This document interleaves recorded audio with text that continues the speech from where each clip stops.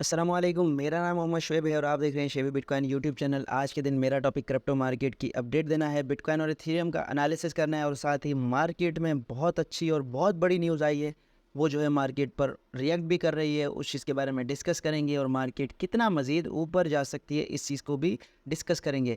तो यहाँ पर सबसे पहले मेरे पास जो है बीटीसी का चार्ट ओपन है और कल के दिन अगर आपने मेरी कल की वीडियो देखी है तो कल के दिन दो एरियाज़ में मार्क करके गया था। एक ये वाला एरिया हमारे पास था और एक ये वाला एरिया, ये बिटकॉइन का लोअर पॉइंट था, ठीक है, और ये जो है हाई पॉइंट था हमारे पास।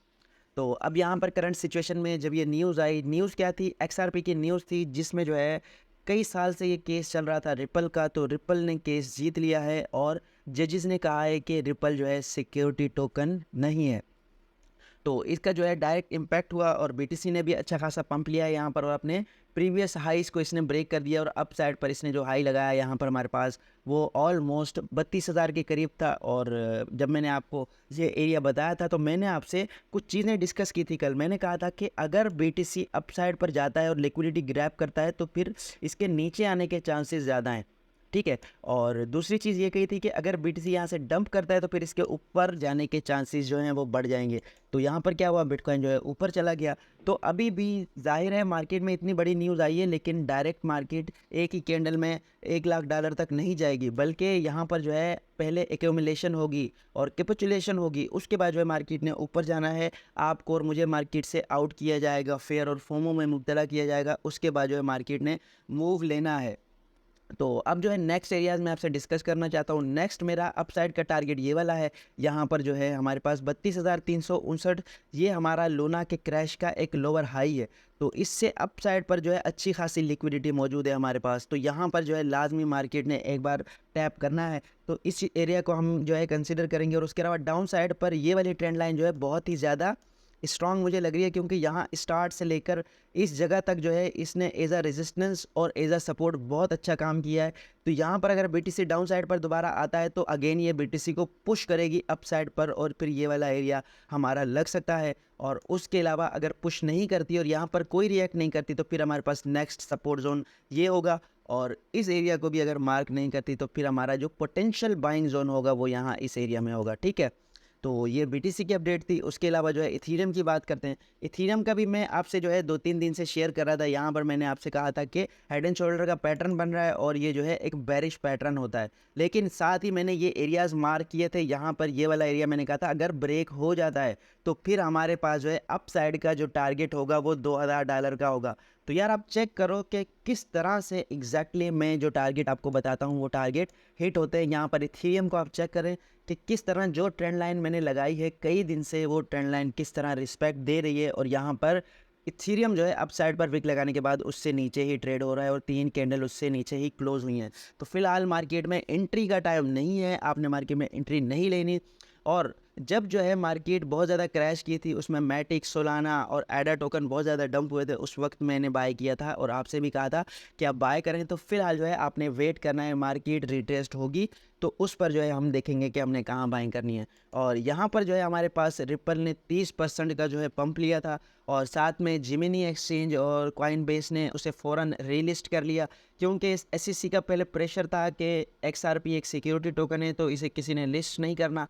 जैसे ही जजेस ने ये रिमार्क्स दिए कि एक्सआरपी सिक्योरिटी नहीं है तो बड़े एक्सचेंजेस ने उसे फ़ौरन से लिस्ट कर लिया, जो अमेरिका के एक्सचेंजेस थे। और करंटली अगर बात करें यहाँ पर हम एक्सआरपी की, तो एक्सआरपी हमारे पास टॉप प्रोजेक्ट में आता है, मेरे ख्याल में टॉप 10 में आता है। तो इसमें जो है अच्छा खासा वॉल्यूम चाहिए होता है इसको पंप करने के लिए। तो इसने विद इन अ डे हमारे पास 100% का पंप लिया।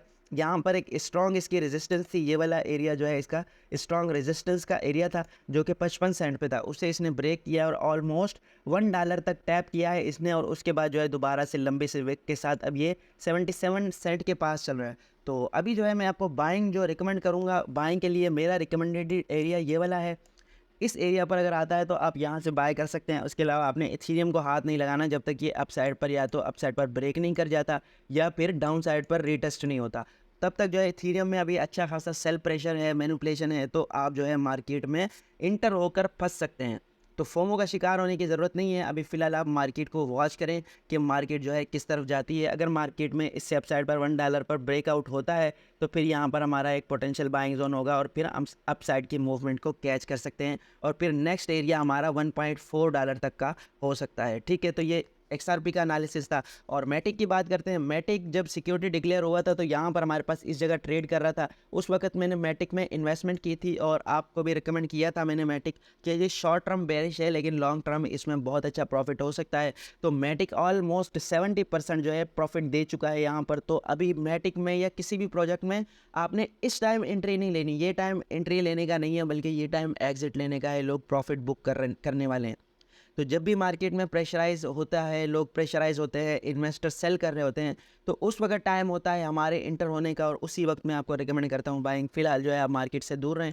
और उसके अलावा कल के दिन प्रोड्यूस प्राइस इंडेक्स का डेटा आया था और वो भी मुसलसल कमी की तरफ जा रहा है और ये एक किस्म का जो है हमारे पास फ्यूचर की जो महंगाई है उसके बारे में इंडिकेट करता है। ये प्रोड्यूस प्राइस इंडेक्स यानी जो प्रोड्यूसर हैं किसी भी चीज़ के बनाने वाले, तो उनकी जो कॉस्ट होती है ये उसको रिलेट करता है। तो यहाँ पर उनकी कॉस्ट की जो वो प्राइस है वो भी मुसलसल कम होती जा रही है। तो इससे हम उम्मीद लगा सकते हैं कि आगे आने वाली महंगाई जो है मज़ीद कम हो सकती है। तो इस मज़ीद महंगाई कम होने का जो इम्पैक्ट है वो ज़ाहिर है इंटरेस्ट रेट पे पड़ेगा। और इंटरेस्ट रेट जो है हो सकता है कि फेडरल रिज़र्व जिसने कहा था कि हम इंटरेस्ट रेट मज़ीद बढ़ाएंगे वो इंटरेस्ट रेट मज़ीद ना बढ़ाए। तो ओवरऑल मार्केट के लिए सारी की सारी बुलिश न्यूज़ है। लेकिन मार्केट में जो है आपने रिट्रेसमेंट का या थोड़ा प्रेशर का इंतज़ार करना होता है। जब मार्केट आपको रेड एरियाज़ में नज़र आए तब आपने मार्केट में एंट्री लेनी होती है। तो ये थी आज की वीडियो। उम्मीद है कि आज की वीडियो भी आपके लिए इन्फॉर्मेटिव रही होगी। मिलते हैं अपनी नेक्स्ट वीडियो में। अल्लाह हाफिज़।